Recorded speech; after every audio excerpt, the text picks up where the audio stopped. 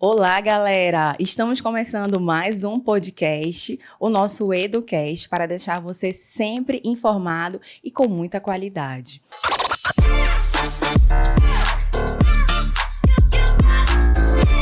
Hoje o nosso entrevistado vai ser o professor Berley Meira.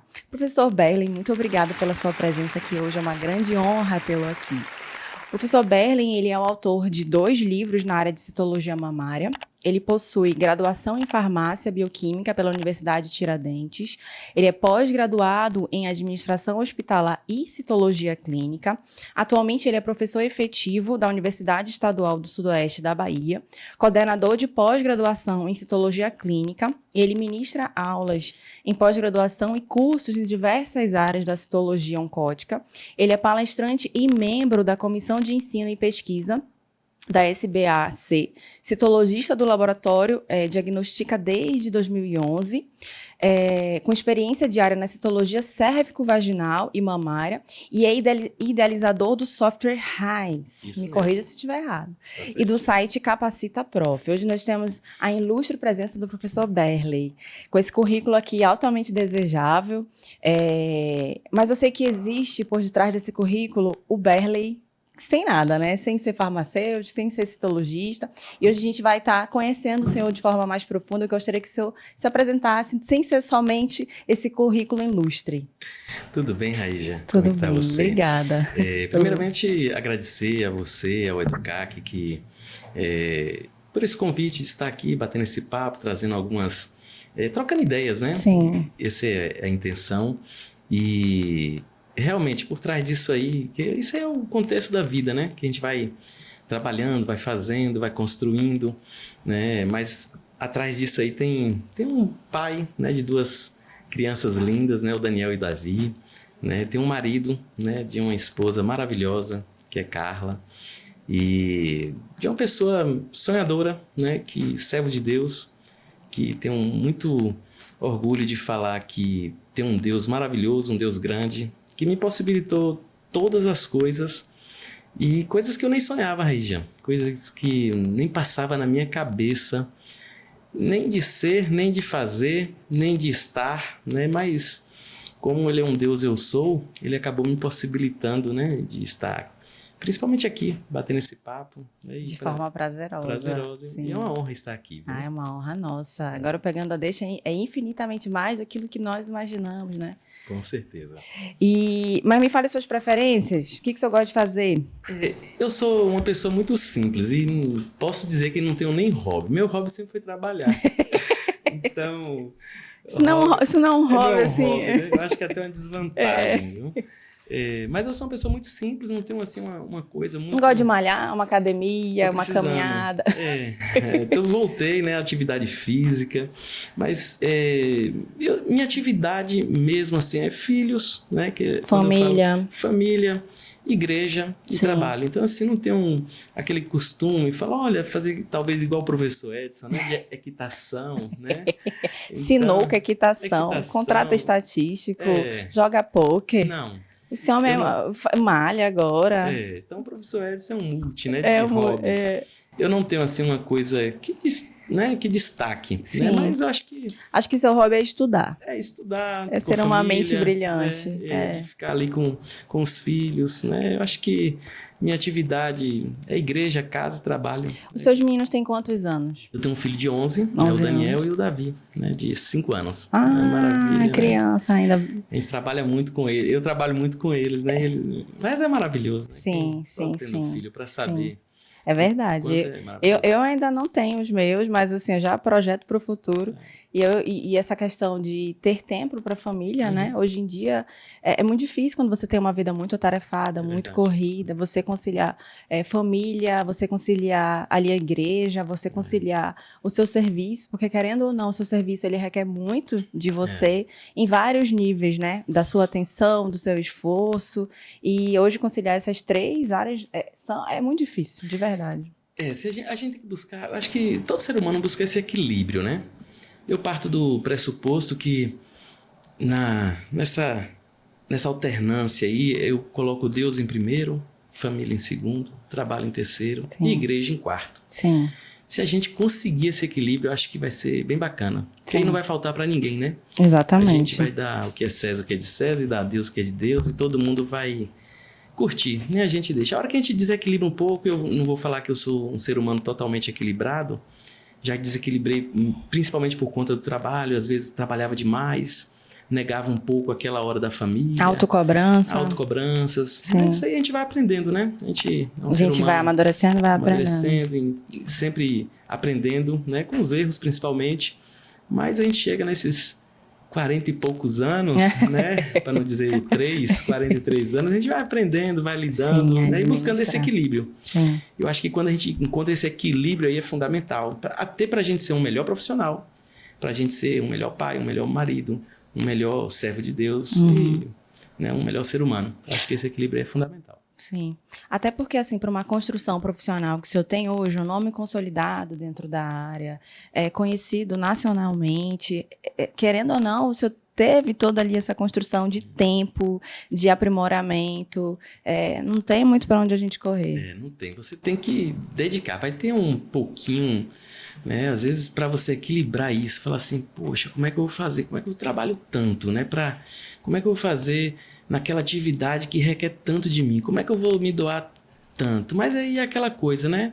Eu me dou um pouquinho agora para depois também, né? Eu pagar quem deve, né? Então, se deve a família um pouquinho, então nas férias, né? Deixa um pouquinho a mais para eles, o final de semana, né? Eu acho que essa busca desse equilíbrio aí, né? Então, mas eu tô numa fase já de descansar, viu? Eu tô querendo mais descansar nessa fase de fazer mais o que gosta, né? Continuar trabalhando, mas não criando tanto. Eu acho que eu já plantou demais, agora é a hora da colheita. Eu tô nessa fase. Eu ainda tô plantando, meu Deus. Ainda vou chegar nessa parte aí. Mas assim, em toda essa trajetória, o senhor tem quantos anos de farmacêutica? Eu não fiz aqui o cálculo. 19 anos. 19 anos de... Aí o senhor se formou em farmácia, antigamente era farmacêutico bioquímico, né? Isso, antigamente tinha essa divisão, né, que hoje é generalista, mas antigamente a gente formava farmácia e habilitava em bioquímica. E eu sou dessa época aí, farmácia bioquímica. Então, terei 19 anos agora. Farmacêutico bioquímico. Isso. Aí o senhor, quando se formou, já foi para a citologia ou foi para as análises? Não. Como é que foi? Na verdade, eu me formei em Aracaju, né, em Sergipe. Apesar de ser baiano, morar no interior da Bahia, mas fui a Aracaju para estudar. E terminando o curso, batalhando ali já o primeiro emprego, arrumei na parte de medicamento. Né, nada contra quem trabalha com medicamento, é fantástico. Né, é a nossa área da farmácia, é uma das áreas. Só que eu não me via lá, né? Então, assim, eu fui pelo dinheiro, né? Sim, todo recém-formado. Que quer trabalhar. Topa tudo recém-formado. Topa tudo por dinheiro. Topa tudo por dinheiro, é verdade. Eu precisava, literalmente, continuar morando lá. Eu queria falar, não, já arrumei. Eu falei, como é que eu vou pagar o mês, né? Eu falei assim, já arrumei o trabalho, na época numa rede conhecida de farmácia, e comecei a trabalhar. Só que fiquei um ano e meio, e aí eu falei assim, não dá. Não é isso que eu quero. Eu não me vi. Não me encontrei. Não. Aí o dinheiro não bastava. Não bastava. Aí eu saí de Aracaju, vim para Jequié, no interior da Bahia. Aí mudei, voltei para casa de mamãe. Na época era solteiro. E aí eu falei, vou tentar em análises clínicas, que era mais fácil entrar nesse mercado na Bahia. E aí eu comecei a trabalhar com análises clínicas. Ainda continuei com medicamento, mas aí já era um trabalho mais esporádico. E aí me encontrei na análises clínicas. Aí já isso aí, 2006. Aí até em 2010, 6 anos depois, que aí eu conheci a citologia. Legal. E aí eu posso dizer assim... Que você se encontrou mesmo. Literalmente. Legal. Eu sempre assim falo para os meus alunos que apesar de todas as habilitações que o profissional tem disponível, mas é importante se encontrar em algo, né? Tipo assim, eu tenho mais paixão, tenho mais afinidade. Eu, de fato, me encontrei ali naquela área porque você coloca afinco, né? Isso. Tipo assim, eu me encontrei com a citologia e de lá não abandonei mais. E às vezes a gente passa por um processo, eu chamo de depressão profissional, né? Que é quando você está trabalhando no que não gosta, ganhando quanto não quer, e com pessoas que você não quer trabalhar no ambiente. Sim. E eu digo que a estabilidade profissional, ela é quando trabalha com o que gosta, ganhando o que é satisfatório, e com pessoas em um ambiente que você gosta. Prazeroso. Isso é estabilidade profissional. Às vezes demora de a gente encontrar essa esse Tríade. tripé, né? Essa tríade, né? Essa trinca aí, a gente demora um pouquinho. Eu costumo dizer que são 7 anos, mas não sem estudo científico nenhum, só de cabeça, perguntando colega, todo mundo pode ver, com 7 anos... Vendo o estado emocional dos colegas, né? Porque são anos que a gente vai aperfeiçoando, vendo o que não quer, tirando o que não quer e ficando com o que quer. E o amadurecimento também faz isso, E né? aí, na citologia, eu me encontrei, né? Eu fui vendo, logicamente, a gente não foi fazendo o curso e já acontecendo, né? Eu fiz o curso, aí eu falei, comecei o curso, gostei demais. Eu falei, poxa, é aqui que eu vou ficar. Aí, citologia cérvico-vaginal ou citologia geral, clínica? É até bom falar sobre isso. A citologia, quando nós fazemos a citologia, ela é citologia.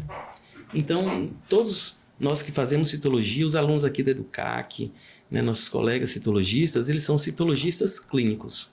Então, a gente pode fazer cérvico-vaginal, citologia mamária, da tireoide, né? Então, todas as áreas.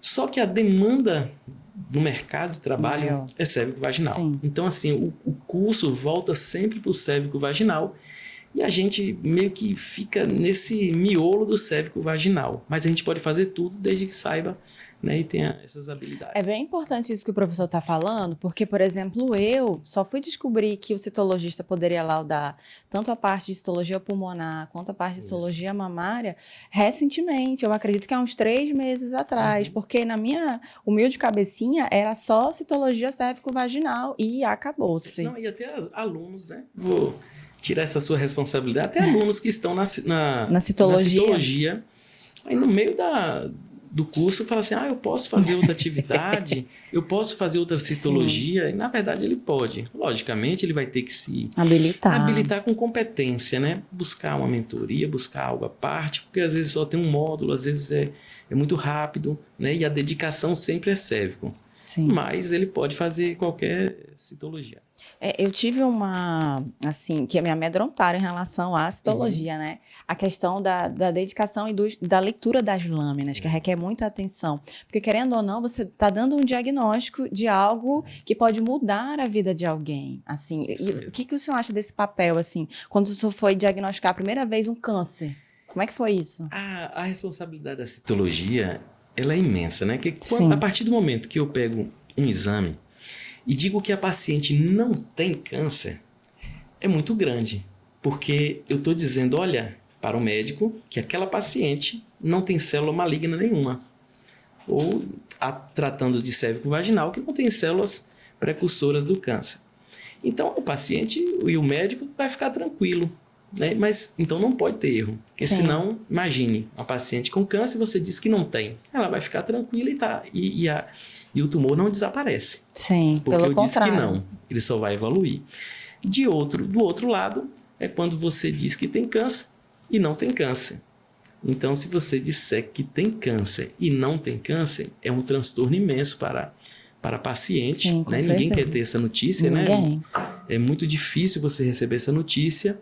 Então, assim, a responsabilidade do citologista clínico é estar amparados com os critérios que nós estudamos, com os critérios citomorfológicos, para ter certeza daquilo. E quando a gente pega, né? Quando eu peguei o meu primeiro laudo, que a gente chama laudo de carcinoma, né? Os carcinomas da vida, a gente sua um pouquinho, né? A gente fala assim, meu Deus do céu, tem certeza? É isso. O meu colega lê também? A gente vou mandar uma imagem, que na minha época não tinha WhatsApp, não tinha imagem, né? A gente contava com Deus no céu e... e o conhecimento na terra. Mas a gente... às vezes é contraditório para quem não é da área da saúde ouvir o que eu vou falar, mas a gente fica alegre, porque você descobriu, né, a doença. Então, então, assim, quando a gente pega algo que é chato para o paciente, é ruim para o paciente, mas como a gente trabalha com o diagnóstico, a gente trabalha com a descoberta, né? Sim. Então, eu descobri que o paciente tem. Sim. E a partir dessa descoberta, o paciente vai poder ser tratado. Sim. Então, eu interferi na história natural da doença, né? Então, eu posso agora passar para o médico aquele diagnóstico de câncer e o médico vai fazer um segmento terapêutico e aquela paciente pode ser curada, vai ter uma qualidade melhor de vida.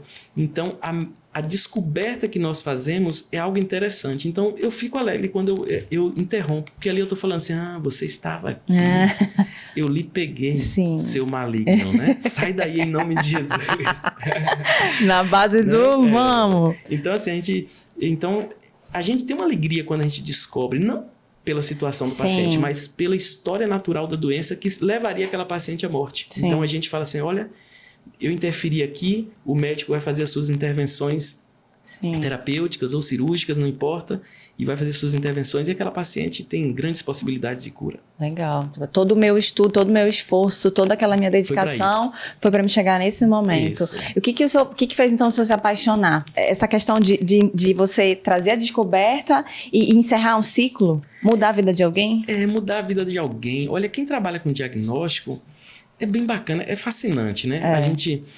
você, fiquei sabendo que é microbiologista, né? Você descobriu uma bactéria que estava ali importunando aquela pessoa, você descobriu uma célula maligna que estava ali. Então, assim, isso tudo encanta, né? Sim. A busca, eu acho que, logicamente, o microscópio não nasceu para todo analista clínico, né? Às vezes ele é da gestão, às vezes a gente sabe que vocações, né? São vocações. E o microscópio é para quem gosta de descobrir, procurar, né? Buscar. São pessoas inquietas, né? Sim. Então, essa inquietude de buscar, de achar, isso encanta na citologia. Quando a gente começa... Interessante, Raíja, eu não conheço um citologista que não se encantou pela citologia. Não tem como, né? Não tem como. Olha que eu já fiz outra pós, né? Em administração hospitalar. Beleza, eu não me encantei pela administração hospitalar. Pela gestão. Pela gestão, não me encantei. E eu conheço pessoas que já fizeram hematologia e falaram, não gostei. Já conheci pessoas que fizeram outras coisas e falaram, não gostei. Agora, eu não conheço e não estou vendendo peixe da citologia. Olha que eu vou fazer essa pós, hein? Você vai ser... Meu medo é você largar a microbiologia. Não tenho nem dúvida disso. Então, assim, todas as pessoas que fazem encantam pela citologia. E aí, isso é que nem filho. Sim. É só ter para ver. Então, faça. O que eu estava conversando com ele anteriormente é que a minha mentora mesmo de vida, né, a pessoa que a minha professora, que hoje eu tenho assim ainda contato com ela estava justamente me dizendo, ela é microbiologista, né? E ela falou assim, Raíja, quando eu fiz citologia, é como se a minha mente estivesse vendo outras coisas que eu não via numa lâmina. Eu só procurava micro-organismo. Agora eu vejo um contexto celular, eu vejo ali aquela célula que é precursora de algo, dentro de um líquido ascítico, um líquido sinovial. Para mim, foi uma abertura de mente. E eu já tinha recebido a indicação do professor Edson. Ele fez de forma muito discreta o convite. Vem para a citologia, Raiz, já faz citologia. E agora o terceiro convite, hein, gente? Olha, pode ser que eu me inscreva e seja aluna do Educac também. Que bacana. Eu tô aguardando. Olha, saiu o último relatório anual em 2022... que descreve o câncer de mama é a primeira causa de morte por câncer na população feminina em todas as regiões do Brasil. Eu fiquei assustada com esse dado, porque para mim era o cérvico vaginal, porque na região norte, ele ainda está em primeiro lugar, o cérvico vaginal. Eu não tinha noção do território brasileiro em relação ao câncer de mama. Na verdade, mundialmente falando, é o câncer que mais mata mulher no mundo, inclusive no Brasil, tirando o câncer não melanoma. Então, o câncer... que é de pele. Se você falar assim, olha, qual o câncer que mais mata a mulher, é o câncer de mama. Então, assim, é algo que é avassalador. Avassalador. No Brasil, foram 18 mil mortes no ano de 2022 de mama e 6 mil, quase 7 de cérvico vaginal. Sim. Então, assim, são números assustadores. Nem os 7 mil é pouco. Não, assustadores. E nem o 18 também é pouco. E assim, a forma de progressão da doença, né? O câncer não é igual uma doença infecciosa de forma aguda, né? Que você pega uma bactéria, uma sepse, 5 dias se você não tratar, é óbito, né? O câncer é aquela doença de progressão, né? Começou 3, 4, 5 meses. Nesse caso de mama, exatamente. São lentas, né? Eu até faço uma comparação, a gente tem dois... A gente tem um centro de referência, que é o SECOM, para tratar o câncer em si, e tem o 28 de agosto, que é um hospital que é de urgência e emergência. E eu sempre costumava falar para os meus alunos em época de estágio que eu sentia a pressão de forma diferente. Que no 28 de agosto, que é o nosso centro de atendimento para urgência, emergência, acidente de moto, braço quebrado, tiro, enfim, é um clima de uma angústia aguda. Meu Deus, uma pressão. Enquanto a gente vai visitar o SECOM, tive a oportunidade de ficar lá um tempo no laboratório, é uma angústia, é uma tristeza lenta. É crônico, né? É uma coisa assim que é triste. E é como a gente está conversando, o diagnóstico traz essa possibilidade de conhecer a doença, mas o percurso da doença é muito lento. É difícil. Difícil. Né? Porque abala mentalmente também, né? Total. Eu acho que o que mais afeta na hora não falando da dor em si, mas a dor é mental, né? Sim. Então, quando às vezes uma mulher vai num consultório, né, se consultar ali com um mastologista e recebe um diagnóstico de câncer, normalmente ela não tem dor na mama, mas ela já sai com a dor na alma. Né? Isso é uma coisa interessante, o senhor está falando, que o câncer ele não dói, gente. Você não sente dor, só já sente quando já está no estágio avançado, em metástase. Normalmente o percurso dele é sem dores. No início não tem dor. Você vai ver o volume, né? Você sente mais o nódulo, que a gente chama de caroço também, né? Popularmente conhecido, e toca. Por isso que hoje em dia o toque mamário que a mulher pode estar fazendo em casa é muito importante, gente. A gente tem cartilha em todo local. Se você for na internet, se você tiver numa UBS, vai ter ali como é que você faz ali um autoexame, né? A UBS, né? Logicamente, eu não sei como é que vai trabalhar todas as UBS, mas você tem enfermeiros que fazem, né, o exame ali, o toque na mama da mulher, então pode pedir um auxílio, né? Então, acho que tem que prevenir o quanto antes para que seja uma detecção, se tiver, seja uma detecção precoce, né? Ainda falando desse relatório, ele traz alguns dados epidemiológicos que são muito importantes, como é a questão da cor, né? A gente hoje em dia ainda tem essa diferenciação, a cor, a questão do rendimento, ele traz uma estatística bem legal. A questão da idade também. A gente sabe que mulheres com uma idade mais avançada, elas são propícias ter um risco maior de câncer. Agora, o que me assustou muito em relação a esses dados foi a questão da cor, né? Que tem uma porcentagem de pessoas que são mais atingidas. Sim.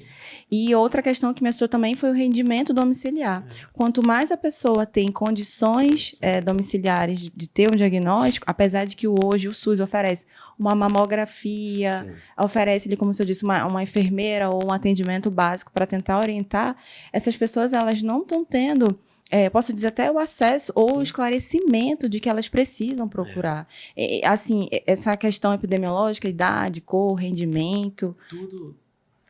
Tudo contribui, né? Como o câncer de mama, ela é uma doença multifatorial, né? Então, são vários fatores que podem levar. Por exemplo, a gente tem o câncer de pele, que a gente sabe que os raios solares, né, tá diretamente ligado com o câncer de pele, né? O câncer no pulmão, você está literalmente... A gente está falando muito do tabagismo, né? E outros cânceres que tem coisas, o de colo de útero com HPV. O da mama a gente não tem algo que fala assim, olha, é esse fator principal. Então, o maior risco, né, do maior fator de risco, né, usando até uma coisa mais lúdica, o maior fator de risco é ser mulher. Né? É verdade. Porque o homem também tem. É uma porcentagem muito baixa, né? O homem é 1%, né? Isso que eu estava vendo, 1%, gente. De todos os cânceres, de 100 mulheres, um homem vai ter câncer, né? Sim. De 100 mulheres com câncer, um é homem. Probabilidade baixíssima. Isso, então assim, o fator de risco maior é ser mulher, né? Depois é a idade. Sim. Né? E aí depois, entra todos esses, como ela é multifatorial, então tem que tudo. E né? Fora a genética, né? E fora a genética. Entra a genética, né? Entra a questão que é hereditária, entra a questão da baixa renda, né? Como você falou aí, isso tem um impacto, porque se você tem um acesso à saúde, você vai buscar mais cedo, né, o tratamento, mas as pessoas, a gente, por mais que o SUS dá a oportunidade, mas o acesso também não é fácil. Sim. Né? Como chegar na UBS? Às vezes a pessoa mora longe, às vezes a pessoa não tem carro, não tem moto, ela é de baixa renda. Sim. Né? E também uma coisa que contribui muito é a questão, às vezes a pessoa, é o conhecimento, né? Então, se a pessoa tem uma baixa renda, às vezes ela não tem conhecimento nem da própria doença. Sim. Então, e o conhecimento, né, gera aquela inquietação, falava, vou no médico, né, tem algo que está acontecendo comigo, então vai buscar. E o câncer ainda tem um estigma, né? Antigamente, eu vou falar antigamente aqui, vocês são novos, vocês estão assistindo, tudo é novo, mas eu e o professor Edson é da antiga. Né? Mas antigamente a gente falava, na minha infância, a gente falava assim, aquela doença, fulano morreu daquela doença, e não falava doença. Até o próprio CA é uma abreviatura. Sim. Né? Morreu de quê? CA, mas não falava câncer. Sim.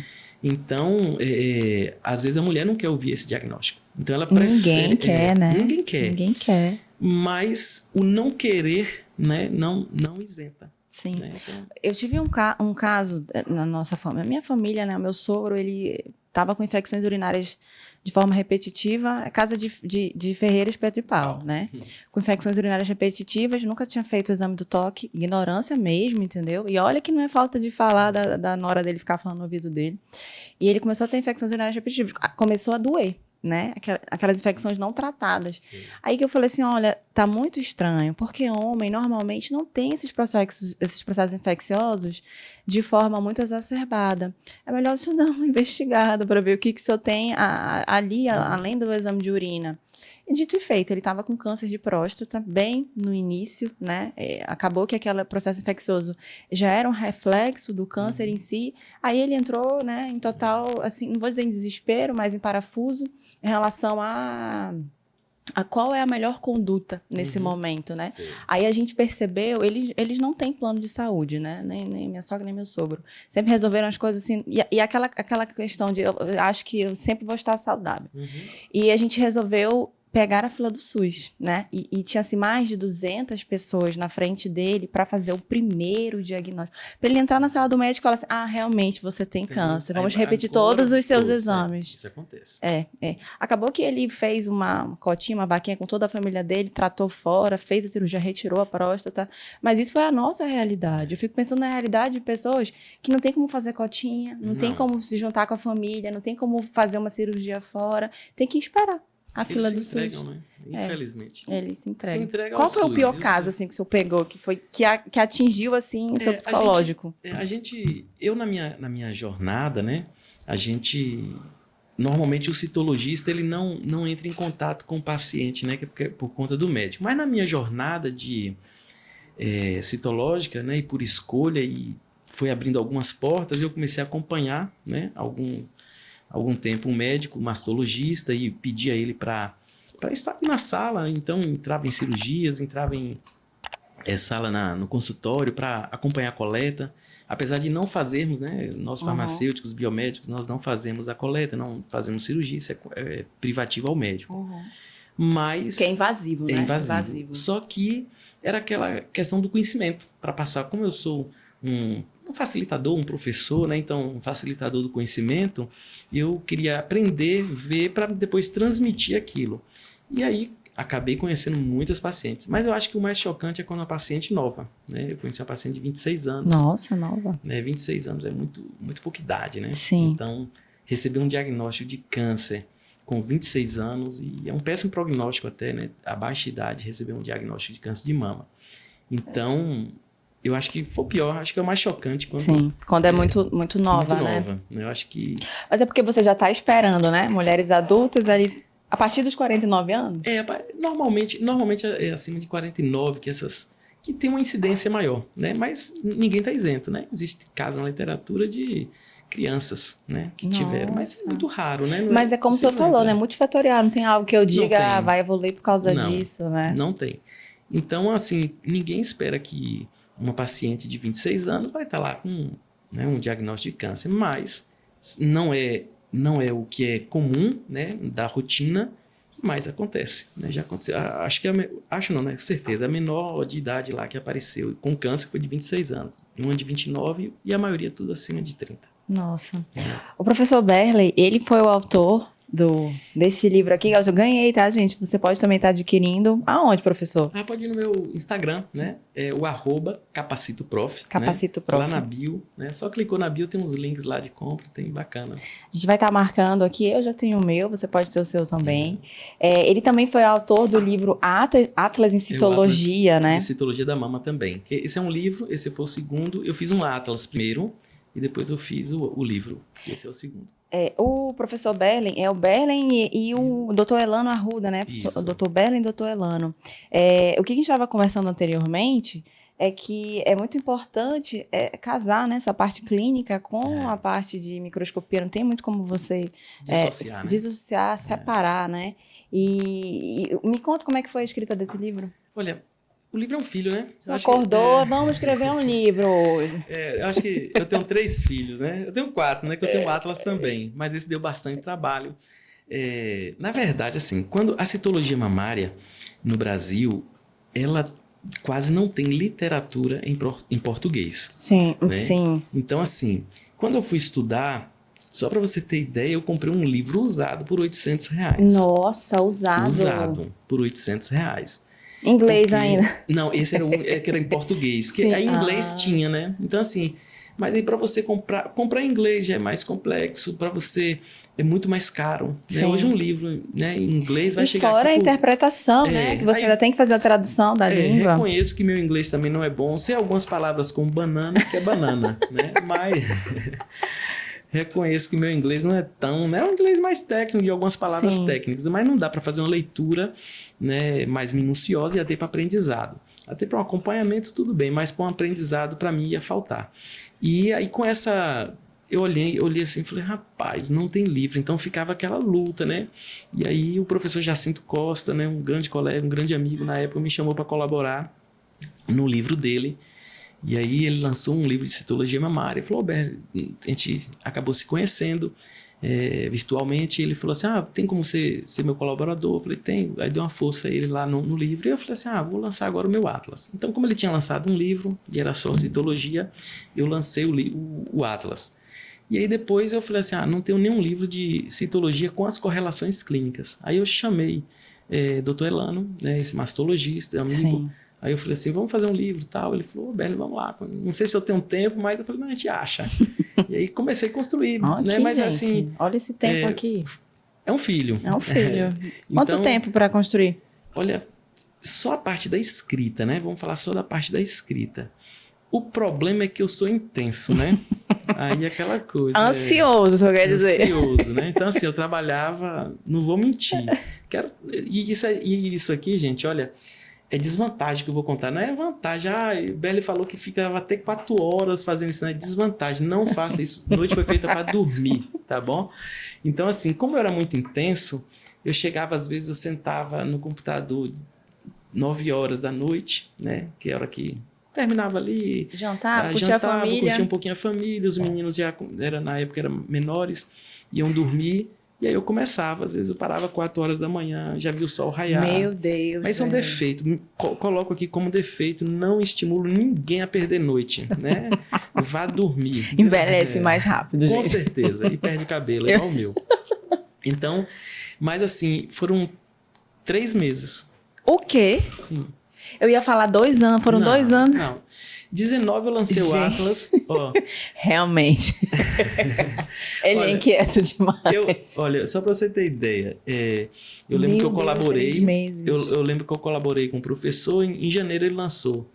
Em setembro eu lancei o Atlas meu, em setembro. E em fevereiro eu já tinha passado, que eu tive um probleminha com a editora, mas em fevereiro já estava pronto esse. Já pensou? Então, assim, em setembro eu lancei em fevereiro eu já estava lançando esse. Gente, olha. Agora, a qualidade disso aqui. E são imagens suas, né? Todas, né? Todas, assim, tem uns colaboradores, algumas imagens, mas eu posso dizer que 5% das imagens não são minhas. Tem umas aqui que são mais pesadas.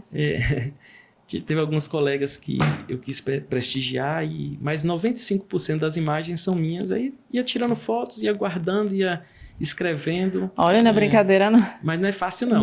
Não. Mas normalmente, é porque assim... quando a gente fala assim, olha, em média, né? 1 ano, 2 anos para fazer um trabalho. É isso que eu tava pensando. Mas é um tempo diluído, né? Eu peguei na minha intensidade de ansiedade, né? Condensei em isso 3 tudo meses. Em 3 meses. É que nem o pessoal faz uma pós-graduação, né?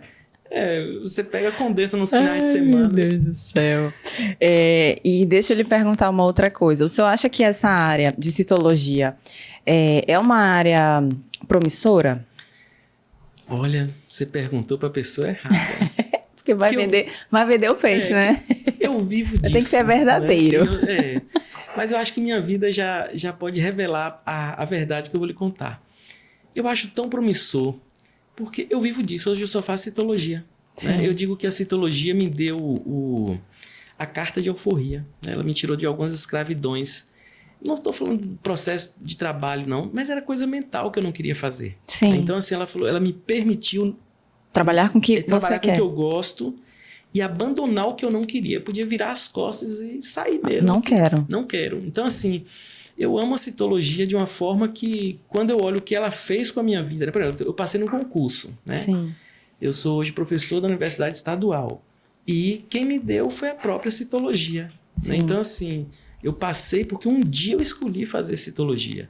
Né? Hoje eu trabalho com leitura de lâmina. Então, tenho muitas lâminas que eu leio, né, mensalmente. Recebo diariamente essas lâminas no laboratório.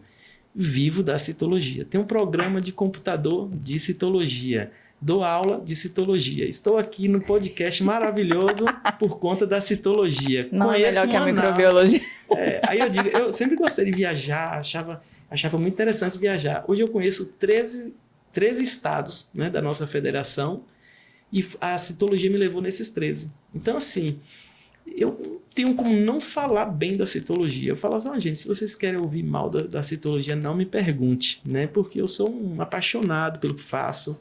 E aí eu provo também algumas coisas. Se a pessoa falar assim, mas qualquer coisa, eu falo, gente, porque financeiramente, se você é interessante, se você deslancha na citologia, tem muitas coisas, muitas áreas que às vezes pouca gente entra, né? A própria citologia mamária. Citologia mamária. Então, assim, por exemplo, eu estou aqui em Manaus, né? Tenho 4.000 quilômetros da minha casa. Sim. Minha mãe falava que se eu estudasse, eu ia longe, mas eu não sabia que era tão longe, né? Mas eu vim eu dei aula aqui agora de cérvico vaginal na parte de glandular, esse final de semana. E vou, esses 3 dias, falar sobre citologia mamária, outro curso.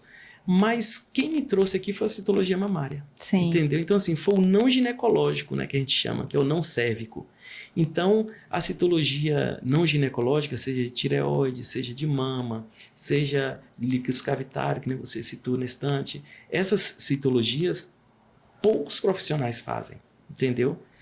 Aí você fala assim, Berley, é mais fácil? Não tem nada fácil. Não tem... O que é fácil, gente? Nada. Né? Nada. Na biomedicina, na farmácia, não tem nada fácil. Então, citologia também nunca foi fácil, nem para estudar e nem para entrar no mercado de trabalho. De fato. Mas agora, se você falar assim, a Berta está dizendo que citologia não é fácil. Não, mas me apresente o que é fácil. Né? Então, até para mim, sei lá, vai que faça também, né? Então, se é fácil, não é bom. Então, se é fácil, todo mundo já está. Né? Então, é difícil, mas você vai fazer o quê? Vai estudar, você vai ver como é que entra no mercado de trabalho. As pessoas que querem, que desejam, vai conseguir. Né? E o não ginecológico, seja mama, tireoide, eu escolhi mama e as coisas foram acontecendo tão intensamente na mama, e de livros, de palestras, né? Palestras que aconteciam, né? Situações que eu nunca imaginei que eu ia palestrar em congressos brasileiros. Né? Hoje eu já palestrei no Congresso Brasileiro de Citologia Clínica, no Congresso da SBAC, da Sociedade. Então, assim, foi a citologia mamária que me levou, né? E eu acho muito interessante quando nós, citologistas, continuemos com a cérvico-vaginal, mas pegue Vá um pouquinho mais além, né? Que vai te levar a lugares talvez que você nunca imaginou, né? O senhor toca num ponto muito importante, que é você se tornar o melhor que você pode ser dentro da sua área. Eu sempre acreditei dessa forma, professor. Assim, eu não tive a oportunidade de alguém me falar, Raíja, seja a melhor dentro dessa área aqui, para você poder escolher, para você falar, não, eu realmente quero isso aqui. E hoje o professor está tocando num ponto muito importante, seguinte, se você se encontrou, olha o que ele falou, eu me encontrei dentro da citologia, eu trabalhei em outras áreas a qual eu não gostei, eu me encontrei na citologia e ali eu permaneci. E dentro da citologia ele encontrou uma sub-área, que foi a citologia mamária. E ali ele se dedicou e tem um currículo excelente. Isso é para a vida de vocês. Eu já ouvi, viu? Eu não sei se é científico isso, mas eu ouvi, eu sou daquele que ouço tudo e retenho o que é bom. Sim. E um dia uma pessoa estava falando, uma pessoa até muito estudada, ela falando sobre o ciclo da perícia. E o ciclo da perícia, mas não é do perito criminal não, da perícia da habilidade, né? É o ciclo da habilidade, mas vamos trocar a palavra por perícia. É o ciclo da perícia. Se você trabalha 8 horas fazendo aquilo, estuda 1 hora, a mesma coisa do que você está trabalhando, não tem como não ficar bom. Não tem como não acontecer. É como se eu tivesse uma tangerina, eu falo muito com os alunos da graduação, da pós, eu falo assim, olha, você tem uma tangerina. Quando a gente escolhe a citologia, eu estou pegando um gomo da tangerina e falo assim, esse é meu gomo. Mas você tem que conhecer a tangerina toda? Não, eu não tenho que conhecer tudo da farmácia. Né? Tem medicamento, eu tenho dificuldades, né? Eu sou um farmacêutico que medicamento, hoje já 19 anos fora da parte de medicamentos, tem tanto medicamento novo, eu falo, ai gente, é para que isso, né? Tenho dificuldades. Mas a minha área que eu escolhi, citologia, eu tenho que dominar. Sim. E isso já não é mais uma escolha. Hoje é obrigação de profissional que quer ser o melhor, ter o sucesso, ou estar dentre os melhores, né? Estar, ou ter oportunidades que poucos têm, ou desfrutar de algo diferente, porque fez uma coisa diferente. Né? Então, se a gente fazer as coisas iguais, a gente vai desfrutar do que todo mundo está desfrutando. Mas se quer desfrutar de algo diferente, vai ter que fazer algo diferente. Vai ter que ir além. Vai ter que ir além. E, às vezes, o além é estudar mais um pouquinho, relacionar com boas pessoas, buscar. Network. E fazer. E é fácil hoje com a rede social, né? Então, assim, você pode conhecer as pessoas. E até uma dica que eu dou, né? Se você... eu quero fazer nessa área. Poxa, vai lá no Instagram, veja quem fez, veja quem já chegou lá. Né, onde você quer chegar. Chegou lá, chegou. Pronto. Começa. Ele vende um curso online. Compra um curso online.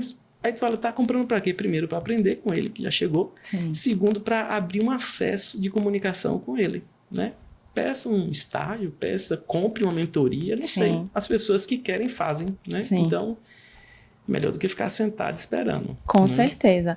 Saiu um estudo que mostra que o profissional, em 3 anos, ele tem que estar dentro das redes sociais.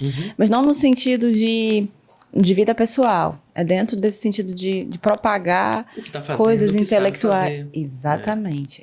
Então, assim, a gente tem que estar acompanhando o mercado. E assim, Raidi, às vezes a pessoa fala assim, olha, eu fiz tal coisa, vou pegar a citologia, mas serve para qualquer coisa. Eu fiz a citologia, ou eu fiz a micro, eu fiz isso e não deu certo. Aí eu pergunto assim, mas você visitou o médico? Não. Você mandou seu currículo para tal lugar? Não. Você abriu empresa? Não. Você entrou em parceria com uma empresa? Não. Mas tu quer que aconteça como? Né? Então, às vezes está esperando muito, né? Então, o falar o que você está fazendo, eu faço isso muito, até de forma intuitiva comecei, hoje eu sei que isso é importante, mas às vezes de forma intuitiva eu fazia, né?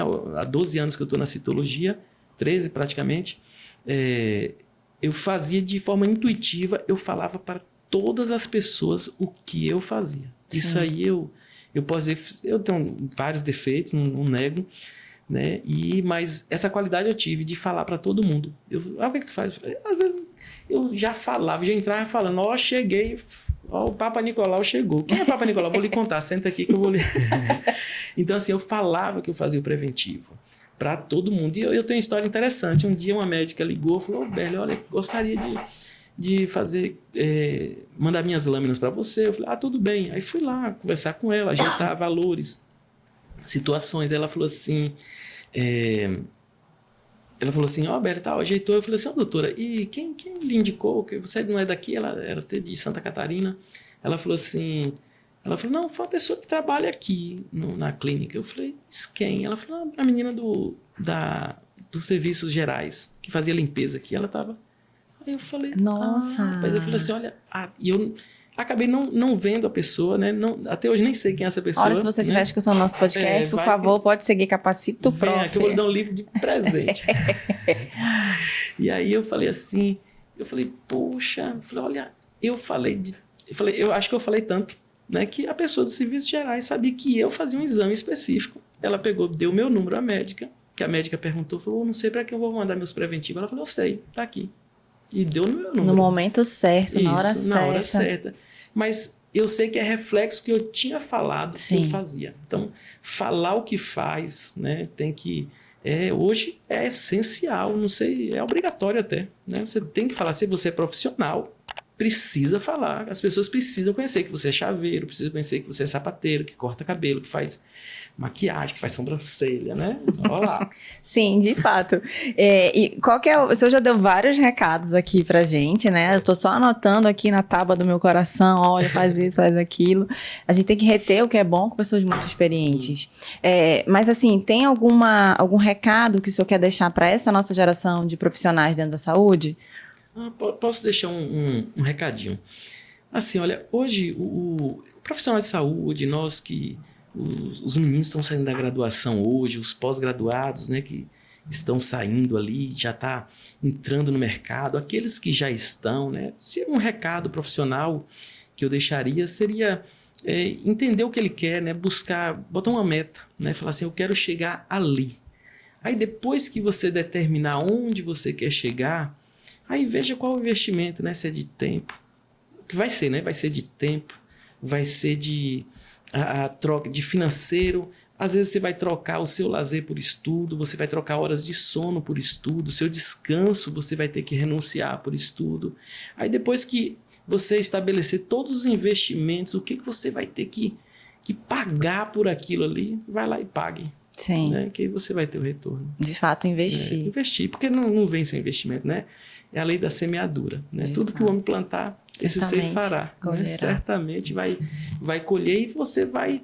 Não tem como a gente colher sem plantar, né? Então, o estudar hoje é essencial, a comunicação, networking, né? Fazer boas relações, né? Estabelecer contatos. Contato vale demais, né? Então, estabelecer contatos, né? Princípios básicos nossos de confiança, de a pessoa confiar em você também. Então, isso aí estabelece pontes, né? Que pode lhe levar a outros lugares. Legal. O professor Berlen hoje deixa fora a experiência profissional que ele está compartilhando com a gente hoje, ele deixa pontos muito importantes. Um deles é escolha onde você se encontra e seja o melhor. E o terceiro o segundo, invista naquilo de forma completa, financeira, da sua mente, do seu corpo, da sua alma, do seu espírito, para você hoje trabalhar feliz, né? Ser feliz, que não adianta, né? Você fazer o que não gosta é duro, né? Você acordar e ralada, falar. E assim, muitas pessoas fazem isso. Sim, eu já fato. fiz muito isso, falar assim, vou ter que ir para tal lugar, não aguento, não podia, não quero. Né? Por isso que eu amo a citologia, porque, olha... Vai feliz. Eu vou confessar a você aqui, né? Eu cheguei aqui em Manaus sexta, né? Eu saí de casa sexta, né? Vou chegar em casa praticamente na sexta também, que eu chego quinta-noite. Mas sexta-feira eu já fico ansioso para trabalhar, você acredita? Para ler a lâmina, para ler lâmina, né? Sério? Quem é citologista me entende, eu sei que me entende, né? Que a gente Só falta trazer a lâmina na mala e fazer leitura aqui no nosso microscópio. Mas você acredita que eu pensei isso? Não, que agora, que eu vim para dar aula no final de semana, né? Sim. E aí eu vou fazer imersão segunda, terça e quarta noite. Eu falei, o dia eu vou fazer o quê? Eu falei, não, peraí, lá tem tanto microscópio. Se eu levar umas lâminas, eu já adianto minha vida. Ainda pensei. Aí eu falei, vamos pelo menos descansar um pouquinho, né? Mas assim, é maravilhoso você trabalhar, né? Hoje eu acordo e faço algo que eu gosto, né? Não faço por peso, né? Usando, o pessoal fala, quem trabalha com o que gosta não trabalha nem um dia, né? É verdade. Então, eu acho que eu não trabalho nem um dia, porque eu faço o que eu gosto. Esse seu curso, Capacito Prof, ele é basicamente como? O curso, o Capacito Prof, na verdade, eu tenho cursos, né, online, tenho cursos presenciais lá na minha cidade, né, faço cursos de imersão de citologia mamária, cursos para você que quer, curso de imersão de citologia mamária, curso de cérvico vaginal também eu faço lá presencial e também online. Então, e o Capacito Prof, né, como se fosse... É o que... Uma capacitação. Uma capacitação. Eu falo que é o capacito de capacitação, prof de professor, de profissional, e o cito de citologia. Então, juntei tudo. Então, fica... Né, também tem um site, Capacito Prof, que você pode estar entrando, fazendo educação permanente. Né, é uma avaliação que tem lá. Aí eu desenvolvi várias coisas. Eu queria viver da citologia. Aí eu fui inventando coisa. Eu falei, eu não quero Vamos escrever livro, inventar aplicativo. Aplicativo, sistema de digitação de laudos.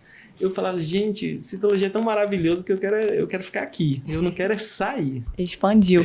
Não sei se a gente comentou aqui no podcast esse seu sistema de laudo. Acho que a gente estava conversando antes. Ele criou um sistema, um aplicativo, né? Não é um sistema mesmo de computador. Que ajuda o profissional a laudar. Isso. Ele é um sistema de laudo, né? Então, é o sistema RAIS, né? Eu, para me homenagear minha esposa e meus filhos, né? Olha! Aí eu tinha que escolhi o nome, peguei HASS, eu falei, vou homenagear, né? E minha esposa é essencial na minha vida e sempre foi na questão do estímulo ao trabalho, né? Da força, do apoio, né? Sim. Porque muitas vezes para fazer essas coisas, né? Subtraí o tempo dela, né? Então, eu falei, vou homenagear. E fiz um sistema de laudos, né?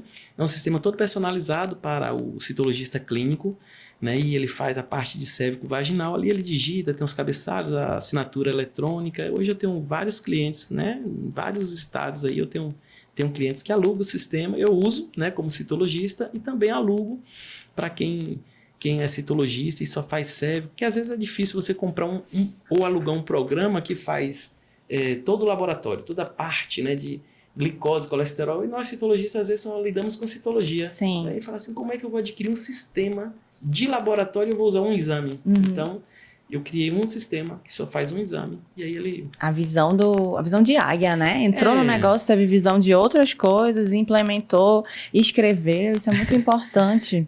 Eu queria viver da citologia. E eu gosto também de vender, não vou negar, né? Eu sou filho de vendedores, né? Pessoas do comércio. Eu falei, eu sempre gostei desse lado empreendedor, né? Então, aí fazia livro para vender, sistema...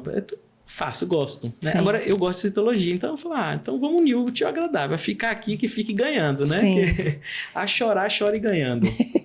Olha, o professor repetiu várias vezes, eu queria viver de citologia. Então, ele escolheu aquilo que ele queria fazer, ele prosseguiu e foi o melhor que ele poderia ser. Isso. Professor, eu novamente lhe agradeço, viu, pela sua participação, pelo seu contribuir. Uma conversa muito prazerosa, viu? Eu agradeço quem está nos acompanhando, que assistiu todo o nosso podcast. Eu peço que você comente, que você compartilhe, que você fala assim, olha, eu aprendi no podcast do professor Berley que eu tenho que ter uma visão mais aprimorada, que eu tenho que investir no meu futuro, que eu tenho que pensar daqui a 10, 5 anos, como é que eu quero estar dentro do mercado para hoje falar como ele está falando. Eu escolhi a citologia para mim viver. Então, faça suas escolhas.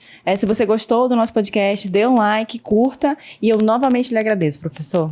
Eu que agradeço, né? Que pena que acabou, né, gente? Mas eu que agradeço, Raija, esse momento aqui, esse bate-papo, né? Agradeço ao Educac, que sempre me oportunizou estar aqui em Manaus, estar aqui conversando com vocês.